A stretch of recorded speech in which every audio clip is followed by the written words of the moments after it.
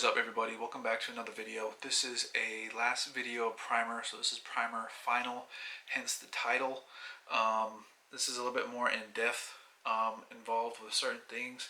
We're going to be going over character progression, enemies and threats, and your items, from basically common to legendary, and your weight and stuff like that.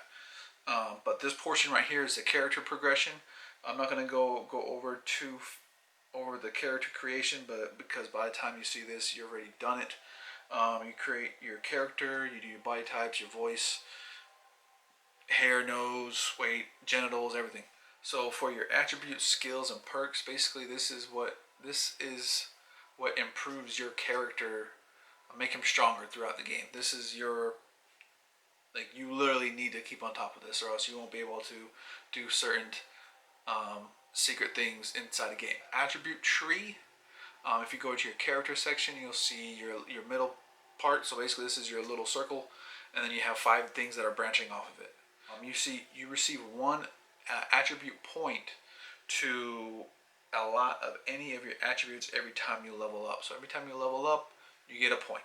So when you open up one of your 5 things off the tree, when you open up one of those 5 things off the tree, they have additional skills. So basically, you can have a 10% increase in health over a certain period of time. You can have more stamina. So depending on what you do in the game, you're going to be contributing to your level up. So if you just randomly kill somebody, you're not going to get stealth points. So if you crouch and kill them, you're going to get stealth points. So depending on how you kill a person is going to contribute to your growth in the game and making you better, make you stronger. Perks. Each skill in the game gives you access to a perk tree. That's exactly what I was saying. Perks are unique bonuses that enable you to specialize your character in specific fields, such as stealth, weapon mastery, movement speed, every time you level up, and occasionally when you skill up, you get a perk point to spend. So this is attribute, skills, perks, and overview. So this is basically what breaks down of what I was talking about the branches by one here, and it'll hopefully help you understand a little bit more better. So this is the body. So as you get passive bonuses, you would increase blunt weapon damage, health, and stamina. And you also be mastery of powerful weapons such as shotguns and machine guns. Now for your skills portion, you have, so when you go inside, you have annihilation, athletics, and street brawler. Now you have your annihilation, which is your shotguns and machine guns. You have your athletics, which is your health and stamina. You have your street brawler, which is your bare knuckle fighting and blunt weapons. So there's 18 perks, 21 perks, and 16 perks. So you have to literally unlock those to get, basically, you mastered all of them. And the same thing goes down for reflexes. You have to, this is what your bonuses are: increase movement speed and attack speed, improve chance to perform critical hits, proficiency with rifles, handguns, and blades. Is your increased armor, improved crafting ability, proficiency with tech weapons, and this will be engineering, and then your crafting, and then you have your 19 to 17. So this will be, engineering will be towards grenades and tech weapons. Your crafting is crafting. Your intelligence portion is quick hacking, proficiency, increased cyberdex RAM, reduced program upload duration, and hacking and minigame difficulty. This branches off to your breach protocol and your quick hacking. And then your cool will be increased critical damage, improved damage resistance, sneaking proficiency, extending grapple time, and this will be your stealth and cold-blooded.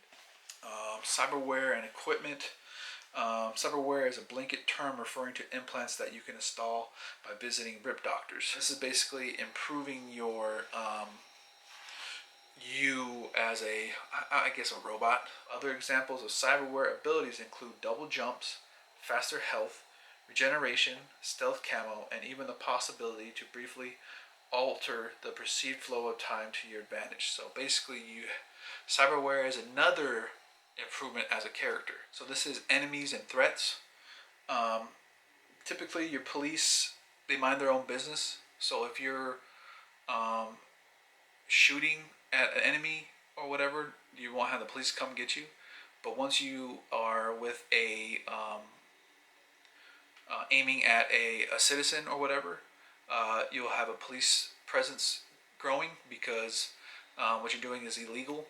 But if you are focusing, like I was saying in the other videos, if you scan somebody, you can see that their badge or whatever it is, they're wanted by the NCPD. So if you scan them and you aim at them and shoot them and kill them, you don't have to worry about PD.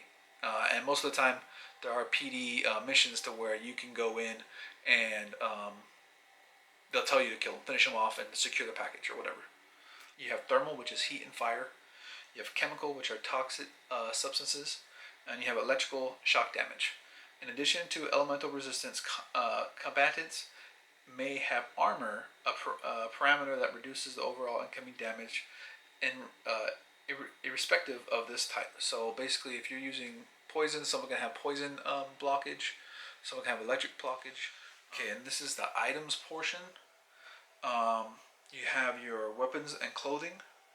You can equip weapons and clothing from your inventory screen. Simply select the appropriate item slots, then choose the required objects to remove a piece, pressing triangle or Y, whatever console you use. As simple as the system may seem, you'll soon find that there is more to meet the eye, with multiple features enabling you to optimizing your damage output and defensive capabilities. This is your weapon types and proficiency.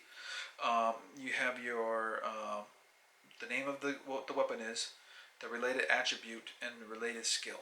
So basically, this is off your tree. This is your branch tree that I was talking about earlier. You have your weapon and what it's related to, which is your body, which you can unlock or raise, and then you have your related skill. So once you're inside your body, you have your related skill portion, which is your annihilation that you can build up to as well. And this is, like I was saying, with a tree within a tree. Your firearm classes. Now this is what I was saying is, like, you have your weapon and you have stuff that's in it to help you to make it a little bit more powerful. So as you advance in the storyline, you'll get a chance to put your hands on all sorts of advanced weapons. These belong to 3 categories. You have your power, you have your smart, and then you have your tech. So your powerful weapons pack a punch, dealing extra damage. The projectiles have a chance to ricochet from a solid surface, which can be used to hit enemies behind cover. So a specific type of hand cyberware called ballistic compressor will increase your chance of triggering ricochet and the number of times it can occur with each bullet, while offering a visual representation of the potential ricochet trajectory. So you can actually see where your bullets are going to ricochet based off you having this ballistic compressor. So that's amazing. So you have your smart weapon. I just got my equipped for a smart weapon. So smart weapons fire projectiles that automatically home in on your targets if you install the Smart Link Hands cyberware. That's what I just recently did. So basically, you're having a auto aim on top of an auto aim. So you'll be landing shots after shots, and you can just spray, and you're just hitting them. Me, I just tap. I basically do it like it's in a 3-round burst. I'm just like, blah, blah, blah, blah, blah, just because of the accuracy. But it's amazing. You have your tech. Tech weapons have the ability to penetrate surfaces, including cover positions. Some can also be charged by holding the trigger, resulting in more powerful attack weapons release. So again, you have your weapon with additional attributes to it, so you make it even stronger. You have ways to getting somebody behind cover. You can also have a charge attack to additional more damage. There's a shotgun I was using. You just hold it, and basically it's like a mod to it to where it just does insane amount of damage and basically like almost insta kills people. This is the rarity portion. These are the rarity of your items. So every weapon and piece of clothing in a game has a color-coded rarity rating from least to most valuable. So you have your common to legendary, and you will see them on when you scan. When you scan, you'll see common, uncommon, rare, epic, and legendary. So you have your your basically what looks like white, but they have a blue here. So you have your common, uncommon, which is green, your dark blue, which is rare, your epic is purple, and then your legendary is orange or gold, or how you want to see it. Rare pieces tend to enjoy various bonuses, including superior stats and extra mod slots. This makes them highly desirable. High-end pieces, especially legendary, can be obtained by defeating tough enemies, by completing quests, or for those willing to invest heavily in their technical ability attribute by crafting them. Note that there is additional special categories called iconic terms. These belong to a standard rarity rank such as epic, but they are one-of-a-kind pieces that typically have a distinct design. They offer singular features and can only be obtained in very specific ways. For instance, the Chaos Gun switches it to a new damage type every time you reload. That's pretty insane. Crafting, like it's very simple to me. I'll make a video on the crafting portion, but it's very simple. All you do is just go to your crafting portion in the game, and it'll show you what you need. Now this is the weight. All items in your inventory have weight attributes.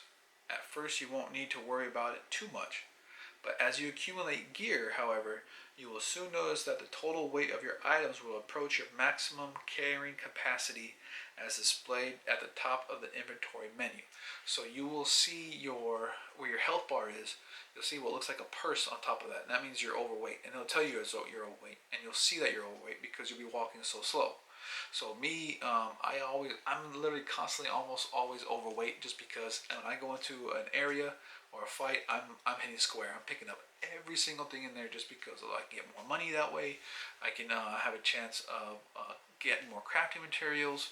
So me, I don't care if I'm overweight. I'll walk everything. I don't care. I just want to be able to have all the cash I can so I can buy better gear. I can buy better yourself. Have more carrying capacity.